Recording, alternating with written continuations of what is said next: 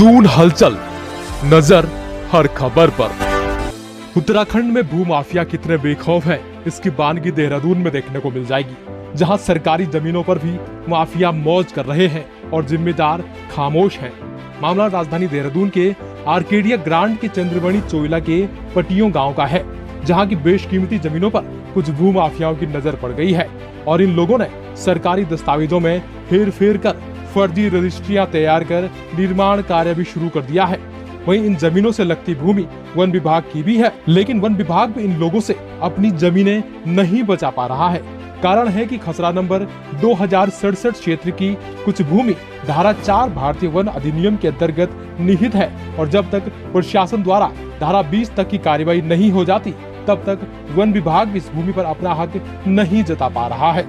इसी का फायदा उठाकर कुछ बाहरी लोगों से आए भूमाफिया स्थानीय लोगों के साथ मिलकर इस भूमि को खुर्द बुर्द करने में लगे हैं और आराम से इस भूमि की खरीद फरोख्त कर रहे हैं। इसी गांव में लगभग 250 फलदार वृक्ष लगे थे, जिनको भूमाफियाओं ने काट डाला। यहाँ गौर करने वाली बात ये भी है कि वन विभाग की जमीनों पर खरीद फरोख्त का इतना बड़ा खेल चल रहा है, लेकिन विभाग के आला अधिकारी हाथ पर हाथ धरे बैठे हैं या फिर खेल ही कुछ और है। कुछ स्थानीय लोगों ने बड़ा आरोप लगाते हुए कहा कि इन भूमाफियाओं की वन विभाग के ही लोगों से मिलीभगत है, जिसका इन्हें संरक्षण प्राप्त है। इसी के चलते भूमाफियाओं के हौसले इतने बुलंद हैं कि वन विभाग की जमीनों को खुर्द बुर्द करने में जुटे हैं। मामले में प्रशासन की भी सुस्त और लचर व्यवस्था सामने आई है कि खसरा नंबर 2067 क्षेत्र की भूमि को धारा 4 से धारा 20 करने में 50 साल से भी ज्यादा का समय हो गया है, लेकिन अभी तक ये कार्रवाई कागजों में ही सिमटी है, जिसका फायदा भूमाफियाओं को मिल रहा है। बता दें कि इस संबंध में हाईकोर्ट में एक वाद भी दाखिल किया गया था, जिस पर हाईकोर्ट ने जिलाधिकारी देहरादून को आदेशित किया था कि उपरोक्त भूमि का संयुक्त सर्वे कर सीमांकन करते हुए अवैध निर्माण को हटाया जाए।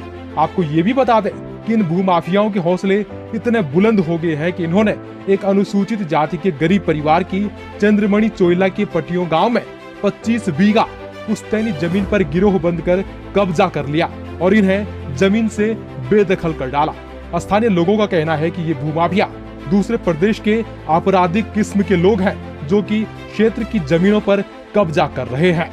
वहीं इन सब पर जब सूबे के वन मंत्री हरक सिंह रावत को अवगत कराया गया, तो उन्होंने भी रटा रटाया सा जवाब देते हुए कहा कि पता लगाएंगे कि विभाग की जमीन पर कौन लोग पेड़ काट रहे हैं, उनके द्वारा परमिशन ली गई है या नहीं। वहीं मंत्री जी ये भी दावा कर रहे हैं कि वन विभाग की जमीनों को अभियान चलाकर कब्जा मुक्त किया है और आगे भी अभियान चलाया जाएगा। लेकिन मंत्री जी का ये दावा भी हवा हवाई है, क्योंकि जिस जगह की हम बात कर रहे हैं उस जगह तो मंत्री जी का अभियान अभी तक पहुंच ही नहीं पाया है।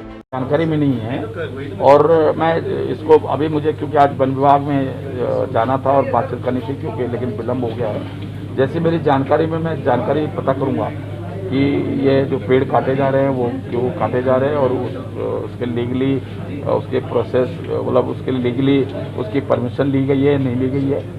अगर इलीगल तरीके से पेड़ काटे जा रहे होंगे तो जरूर कार्रवाई होगी और जो अगर माना कई बार हम प्रोसेस के साथ पेड़ काटते हैं तो वो हम देखेंगे। जो भी वन विभाग के ज़मीनों पे कब्जे हैं, हमने एक अभियान चला के वन विभाग की जो ज़मीनें कब्जा में थी उन सबको कब्जा हमने हटाया है और आगे भी हमारा ये अभियान लगातार चल रहा है कि जहाँ भी कोई किसी व्यक्ति ने वन विभाग की ज़मीन पे कब्जा किया है, चाहे वो सरकारी विभाग हो चाहे वो निजी कब्जा हो, सबको हमने हटाने का काम किया। डेफो का भी काम है, अगर केवल लेटर लिखने से काम नहीं चलता।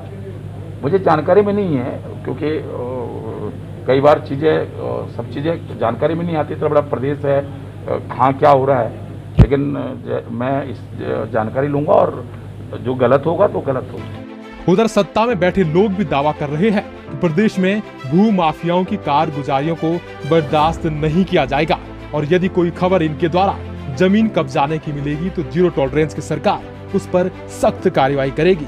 साथ ही दावा ये भी है कि सरकार द्वारा जारी नंबर 1905 पर सूचना देकर अवैध कब्जों की शिकायत की जा सकती है। देखिए, किसी भी कीमत पर प्रदेश के अंदर जो भूमाफिया, अगर कहीं भी कोई खबर मिलती है कि कहीं कोई भूमाफिया कोई अपनी दादागिरी दिखा रहा है, किसी की अवैध ज़मीन कब्जा रहा है, इसके खिलाफ हम 0% टॉलरेंस ऑन करप्शन की सरकार चला रहे हैं, 0% टॉलरेंस ऑन क्राइम की सरकार चला रहे हैं। किसी भी तरह का क्राइम अगर इस प्रदेश में होगा, किसी कीमत पे उसे बख्शा नहीं जाएगा।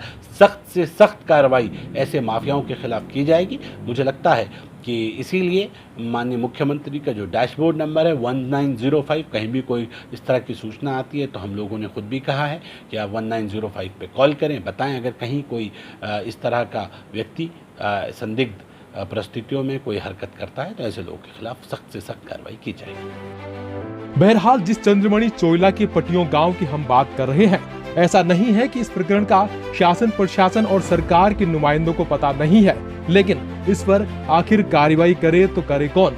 क्योंकि जब सैया भये कोतवाल तो डर काहे का, ये मुहावरा यहाँ पर सटीक बैठता है। अब इस पूरे मामले में यहाँ देखने वाली बात ये सामने आई है कि प्रदेश में कोई सख्त भू कानून नहीं है जिसका फायदा भू माफिया उठा रहे हैं। इसके अलावा जो दावे वन मंत्री जी कर रहे हैं, क्या वन विभाग अपनी जमीनों को इन भू माफियाओं से बचा पाएगा?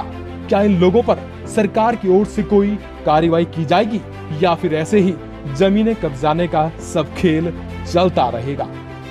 दून हलचल न्यूज के लिए देहरादून से अजय मित्तल की रिपोर्ट।